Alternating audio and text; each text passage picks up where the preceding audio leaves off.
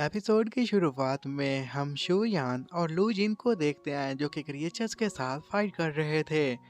और फिर इसके बाद यहीं से हमारा सीन शिफ्ट होता है और हम देखते हैं कि काफ़ी बड़े बड़े बीस्ट छोटे छोटे बीस्ट के साथ फाइट कर रहे थे।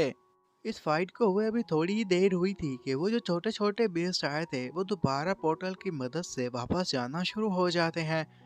शू यान ये देख लेती है और इसके बारे में लू फेंग को भी बता देती है। ह्यूयन इसके बारे में लुयन से बात करती है और कहती है कि ये पीछे क्यों हट गया, तो लू फेंग उसे बताता है कि जरूर ये दोबारा फाइट करने के लिए आएंगे। ह्यूयन पर ये कहते हैं कि अगर यहाँ पर सभी बीस्ट की बात करें तो मुझे लगता है कि अब जो आने वाला है वो उनका मास्टर हो सकता है। और इसके बारे में मैंने सुन रखा है कि ये जो मास्टर होते हैं ना, इनके पास बॉडी काफ़ी बड़ी होती है, तो फाइट करने में ये उन्हें काफ़ी मदद देती है। इन्हें हराना हमारे लिए काफ़ी मुश्किल काम होगा। लू फेंग भी उसकी बात सुनने के साथ यही कहने लग जाता है कि तुम हो सकता है कि सही कह रही हो, लेकिन मेरे पास जो ये लेजेंडरी स्वॉर्ड है इसकी मदद से मैं उस पर अटैक करूंगा और देखते हैं वो मेरा मुकाबला कर पाएगा या नहीं। शोयान भी फिर खुद ही मन में कहने लग जाती है कि हमारे मास्टर भी काफी अरसे से गए हुए अभी तक वापस नहीं आए, तो इसीलिए इस मास्टर का मुकाबला करने के लिए मैं और लू फेंग यहाँ पर अकेले हैं। कि पोर्टल में से एक स्नेक बीस्ट बाहर आ गया था जो कि काफी बड़ा था। शोयान उसे देखने के साथ डर भी गई थी और फिर इर्द गिर्द का माहौल भी ठंडा पड़ना शुरू हो जाता है। ये सब कुछ उस स्नेक की वजह से हो रहा था। और उसे देखने के साथ ही लू फेंग कहने लग जाता है कि शोयान तुम पीछे हट जाना, इसके साथ मैं मुकाबला करूंगा।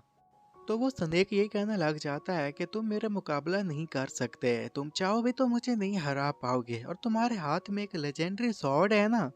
लू फेंग उसे कहने लग जाता है कि हाँ, ये एक लेजेंडरी स्वॉर्ड है और अगर तुम्हें लगता है कि तुम मेरा मुकाबला कर पाओगे तो ये तुम्हारी गलत फहमी है। जब जो दो हाथ करेंगे तो मैं तुम्हें दिखाऊंगा कि मैं कितना स्ट्रांग हूँ। तो वो स्नेक फिर उसे कहने लग जाता है कि तुम्हें लगता है कि तुम इस लेजेंडरी स्वॉर्ड से मुझे हरा दोगे, तो ये तुम्हारी भी गलत फहमी है। तुम्हारे पास लेजेंडरी आई स्वॉर्ड होती तो हो सकता है कि तुम मुझे उससे हरा पाते, लेकिन इससे तुम मुझे नहीं हरा पाओगे। और तुम दोनों जो कि यहाँ पर खड़े हो, इतनी छोटी उम्र में तुम लोग किंग लेवल तक पहुंच गए हो, तो इसलिए हेवनली चाइल्ड तुम्हारे लिए बेहतर ऑप्शन होगा। लेकिन तुम दोनों यहाँ पर क्या कर रहे हो? और वैसे भी मैं तुम्हारे ऊपर जो पावर का यूज करने वाला हूँ, मैं देख पाऊंगा कि तुम दोनों उसका कैसे मुकाबला कर सकते हो। और ये कहते साथ ही पावर को गैदर करने के साथ ही वो लो फैंग के ऊपर अटैक कर देता है। लो फैंग भी अपनी उसी सवार की मदद से उसके इस अटैक को नाकाम कर देता है। तो संदेश ये देखने के साथ यही कहता है कि तुमने मेरे पहले अटैक को तो नाकाम कर दिया है, लेकिन आगे वाले अटैक को कैसे नाकाम करोगे। वो फिर पावर को गैदर करता है, उसके ऊपर अटैक कर देता है। लू फेंग उस अटैक को भी रोकने की कोशिश तो कर रहा था, लेकिन पीछे हट जाता है। वो नीचे गिरने वाला था कि शुयान पीछे से आकर उसे गिरने से बचा लेती है। फिर वो उससे पूछती है कि क्या तुम इस अटैक से बच तो गए ना, तुम्हें चोट तो नहीं लगी। तो वो कहता है कि मुझे चोट तो नहीं लगी, लेकिन ये जो मास्टर लेवल का इसने मेरे ऊपर अटैक किया था ना, ये काफी जबरदस्त था।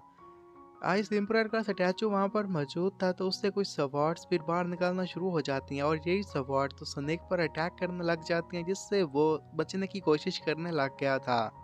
उनसे बचने के बाद फिर उसी स्नेक ने अपने ऊपर पावर गैदर करने के साथ स्टैचू पर अटैक करता है, ताकि उससे जो भी उसके ऊपर शॉट्स निकल रही हैं ना, वो वहीं पर बंद कर सके। उसे निपटाने के साथ ही वो लू फेंग के ऊपर फिर से अटैक कर देता है। लू फेंग फिर से वॉर्ड की मदद से उसके अटैक को नाकाम करने की कोशिश करता है। तो बाहर हम एल्डर्स को देखते हैं जो कि आपस में फाइट कर रहे थे, और ये सारी सिचुएशन देखने के साथ ही ब्लड क्लैन का एल्डर कहने लग जाता है कि जल्द ही तुम लोग हार मान जाओगे, क्योंकि यहाँ पर काफी सारे डीमंस आ रहे हैं। और वो ये भी कहता है कि अगर तुम मुझे बता दो कि तुम लोगों ने ये आज सवार को कंट्रोल करने के लिए कौन सी टेक्निक का इस्तेमाल किया है, तो हो सकता है कि मैं तुम्हारी जान को बख्श दूं। वो तो खैर इसके रिलेटेड उससे बातें कर रहा था, जबकि दूसरे एल्डर अपने मन ही मन में यही सोच रहे थे कि मुझे फिलहाल लू फेंग की फिक्र हो रही है और शोयान की फिक्र हो रही है, उम्मीद है कि वो अच्छे से कर पा रहे होंगे। जबकि ब्लड क्लैन का एल्डर फिर से उसे यही कहने लग जाता है कि मुझे पता है कि तुम क्या करने की कोशिश कर रहे हो, लेकिन मैं तुम्हें बताना चाहता हूँ कि तुम लोग हमारे सामने नहीं टिक पाओगे, जल्दी मार जाओगे। और ऊपर से अगर तुम्हें शोयान की फिक्र है भी तो तुम्हें मेरी बातों को मानना होगा। और यहाँ पर सारी बात तुम्हारे मरने की है। जब तुम मर जाओगे तो उसके बाद से तुम्हारी फैमिली पर कब्जा करना मेरे लिए आसान हो जाएगा।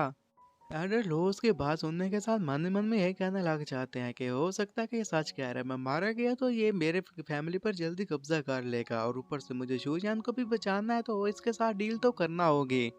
और वो ये भी जानता था कि जो नीचे स्नेक मास्टर आया खड़ा है उसे हराना इतना भी मुश्किल नहीं होगा। और तभी यहाँ से हमारा सीन शिफ्ट होता है नीचे, हम देखते हैं कि वो स्नेक बीस्ट अभी भी अटैक्स किए जा रहा था।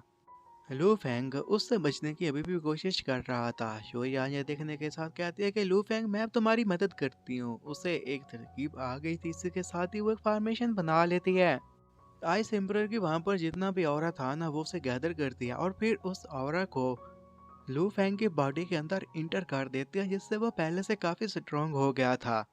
और ये देखने के साथ वो भी काफी अजीब फील कर रहा था और कहता मुझे यकीन नहीं आ रहा कि शोयान ने ये कर दिया कि उसने आइस एम्परर की जो भी ऑरा था, एनर्जी थी, वो मेरे अंदर इंटर कर दी, मुझे स्ट्रांग बना दिया।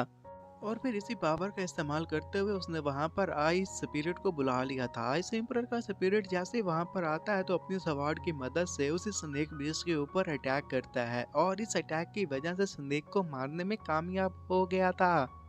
स्नेक इस अटैक की वजह से दो हिस्सों में काट गया था और जो उसके फेस वाला हिस्सा था वो भागने की कोशिश करता है कि पीछे से, फिर आइस एम्परर का स्पिरिट उसके ऊपर अटैक करता रहता है। स्नेक अब पोर्टल में एंटर हो गया था और उसके आगे फेस वाला हिस्सा बचने में कामयाब हो जाता है और वो फिर अपनी दुनिया में चला गया था। शोयान ने इस सब में काफी ज्यादा एनर्जी वेस्ट कर दी थी, इसकी वजह से काफी वीक हो गई थी। उसकी हालत खराब देखने के साथ ही लूफिंग उसके पास जाता है। उसे अपने झोले में रख कर ये पूछने लगा क्या था, बताओ तुम्हारी तबीयत कैसी है।